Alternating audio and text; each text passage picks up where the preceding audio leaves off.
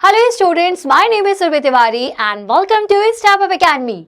आज का जो वीडियो है अगेन एक बहुत इंपॉर्टेंट वीडियो है, क्योंकि इस वीडियो में मैं आपको बताने वाली हूँ कैसे कॉनकेव मिरर इमेज का फॉर्मेशन करता है। अब से शुरू करें उससे पहले चलिए ये जान लेते हैं कि कॉनकेव मिरर का यूज कहाँ कहाँ है।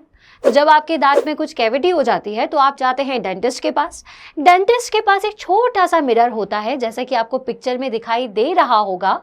इस मिरर की हेल्प से वो ये देखते हैं कि आपके दांतों में एग्जैक्टली कीड़ा कहाँ है, मतलब कैविटी कहाँ लगी हुई है।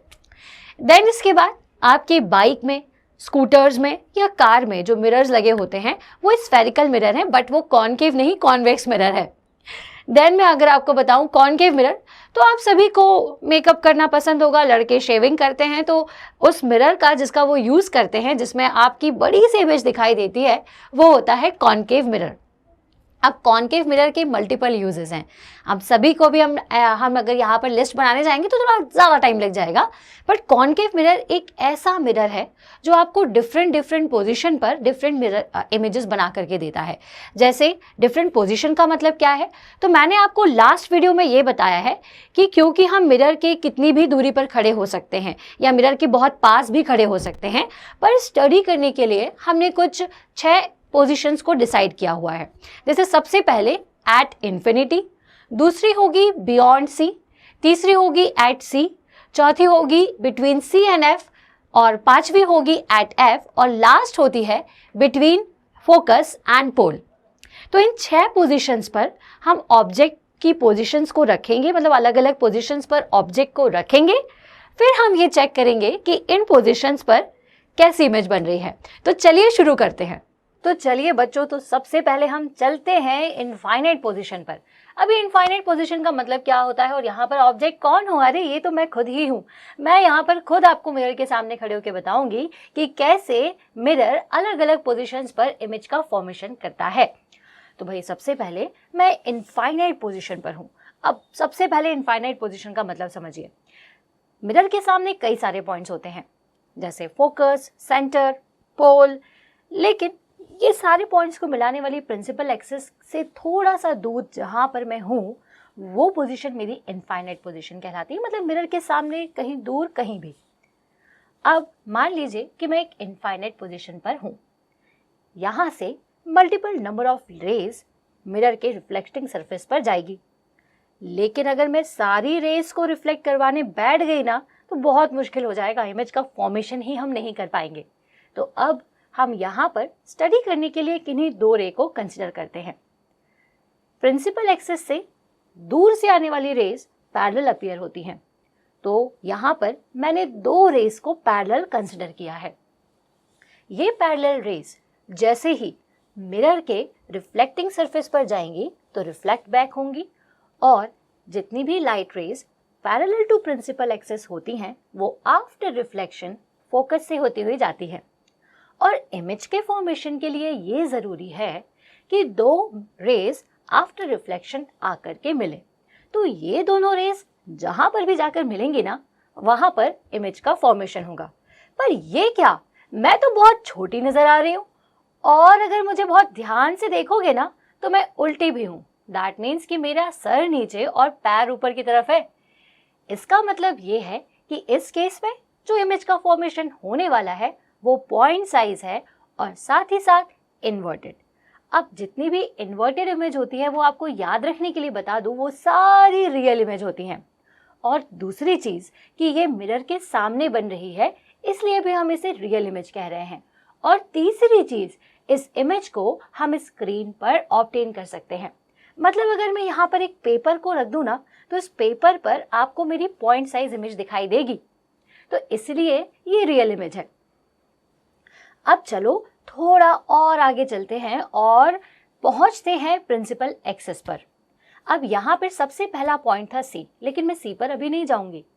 अभी मैं बियॉन्ड सी कहीं पर खड़ी हुई हूँ। तो यहाँ से मुझे बहुत अच्छा नज़ारा दिख रहा है। खैर छोड़िए, अब मुझे तो देखना है कि मैं रिफ्लेक्ट होकर के कैसी नज़र आ रही हूँ। तो जैसे ही मैं सी के पीछे हूँ, दैट मीन्स बियॉन्ड सी खड़ी होती हूँ, तो अगेन मुझे 2 रेज ले लेनी है। तो यहाँ पर ना मैंने 2 रेज कंसिडर की, एक तो पैरेलल टू प्रिंसिपल एक्सिस और एक फोकस से रिफ्लेक्टिंग सरफेस की तरफ जाती हुई रे। अब ये दोनों ही रे जैसे ही रिफ्लेक्टिंग सरफेस पर जाएंगी, रिफ्लेक्ट बैक होंगी, तो जो रे पैरेलल है प्रिंसिपल एक्सिस के वो फोकस से होकर के जाएगी और जो रे फोकस से जा रही है वो पैरेलल हो जाएंगी। अब ये दोनों रेस देखिए किस पॉइंट पर आकर के मिल रही हैं और जहां भी मिलेगी वहां पर मेरा हेड होगा। तो देखिए अगेन मैं उल्टी ही हूं अभी भी। दैट मीन्स कि इस केस में स्मॉल साइज इमेज बनेगी, सेकंड रियल इमेज बनेगी और वो इन्वर्टेड होगी। अब मैं थोड़ा और आगे आती हूँ और इस बार मैं सेंटर पर खड़ी होती हूँ। अब ये सेंटर ना वही सेंटर है जिससे आपने कट करके इस मिरर को बनाया है, मतलब ये उस स्फीयर का सेंटर है जिसको आपने बीच में से किया कट और उसकी मदद से आपने कॉनकेव मिरर बनाया। तो जब मैं सेंटर पर खड़ी होती हूँ तो फिर मेरी कैसी इमेज बनेगी? तो सबसे पहले तो आपको मैं रे डायग्राम बता देती हूँ। यहाँ पर हमने अगेन दो रेस को कंसिडर किया, एक प्रिंसिपल एक्सिस से पैरेलल और सेकंड जो फोकस से जाती है। तो जो प्रिंसिपल एक्सिस के साथ पैरेलल है वो आफ्टर रिफ्लेक्शन फोकस से होकर के जाती है और जो फोकस से जाती है वो पैरेलल हो जाती है। तो अब ये दोनों रे जहां पर जाकर के मिलेंगी वो देखो कहाँ है, मेरे बिल्कुल नीचे, मतलब कि जहां मैं खड़ी हुई हूं वही मुझे इमेज मिल रही है। दैट मीन्स कि अगर मैं यहाँ पर एक स्क्रीन को प्लेस करूंगी तो मैं आपको कुछ इस तरह से नजर आने वाली हूँ। ओके, तो अब देखिए इस केस में मेरा जो साइज है बॉडी का वही साइज मेरी इमेज का भी है।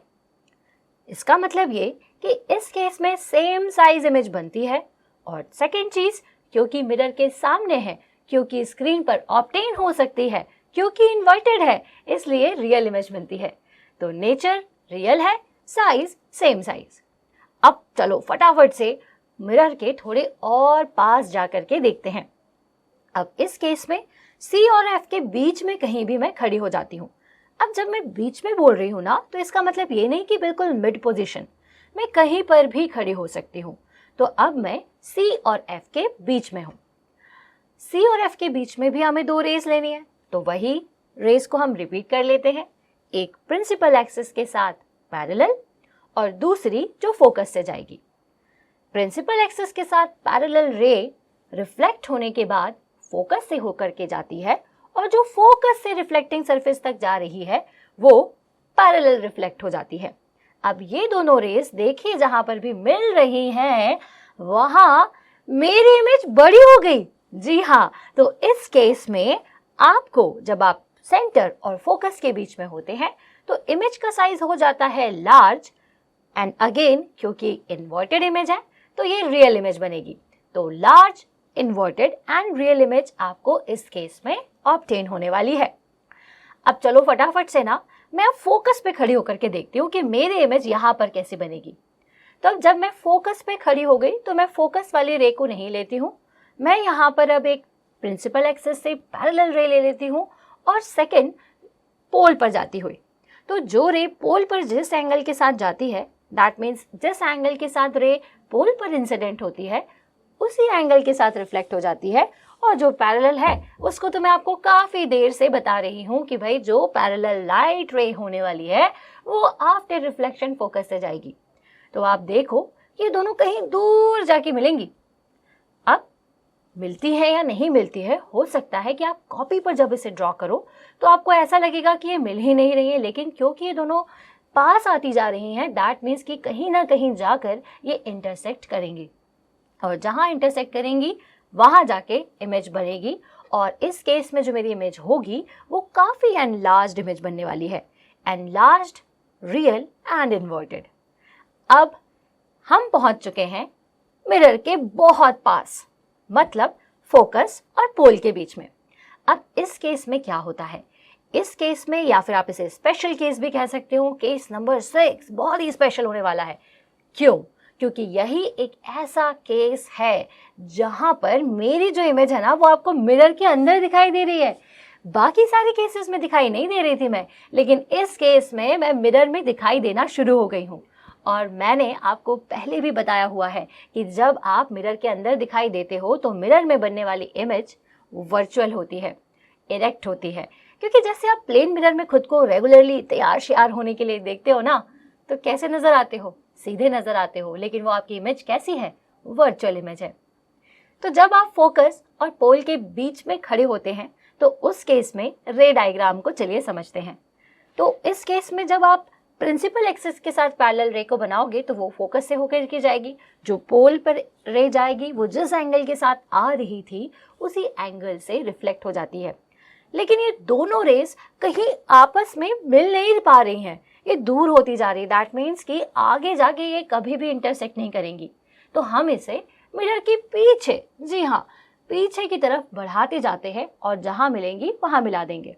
इसका मतलब हमने इसे वर्चुअली मिलाया है। तो इस तरह से जो इमेज बनेगी उसका साइज देखिए काफी ज्यादा बड़ा है, मतलब हाईली एनलार्ज्ड है, एंड ये आपको इरेक्ट मिलती है एंड वर्चुअल मिलती है।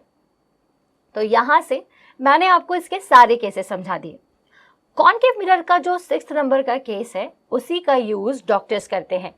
डॉक्टर्स के पास जो मिरर होता है आपके दांतों में लगी हुई कैविटी को चेक करने के लिए, वो इसी पोजीशन पर होता है कि आपने मिरर के काफी पास ऑब्जेक्ट को रखा हुआ है तो ऑब्जेक्ट आपको एकदम एनलार्ज दिखता है और आपकी कैविटी आसानी से डॉक्टर चेक कर लेते हैं।